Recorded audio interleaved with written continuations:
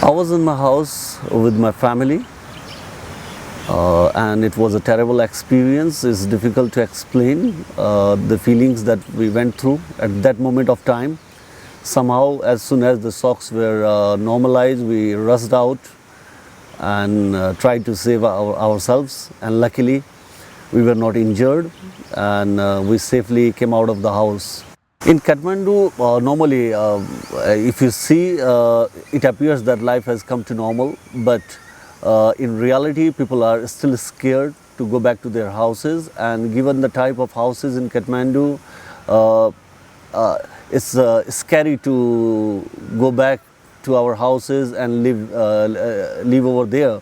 So most of the people still are sleeping outside in the open spaces, in the tents. But the challenge ahead is, like, as soon as the rain comes, it's a big question.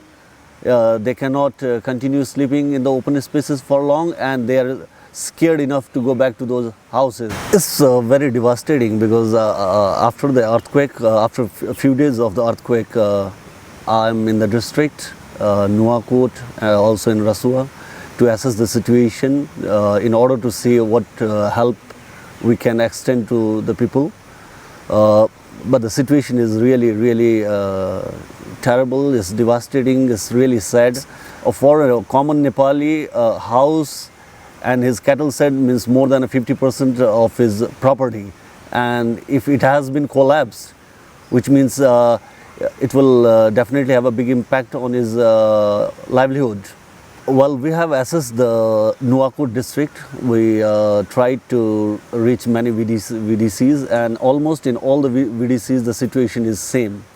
The houses, cattle sheds, infrastructure in general is collapsed or damaged, right?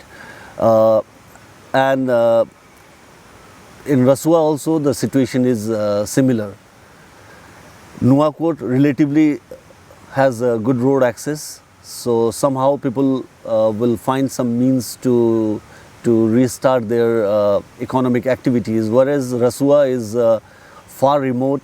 The settlements are very scattered, and we learned from the district authorities and the local people that in most of the areas still the rescue and relief support has not reached because of the access.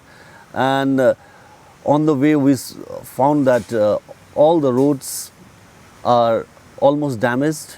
Somehow for the timing there is access, but as soon as the rainy season starts, most of the infrastructures will collapse, and it will have impact on the supplies.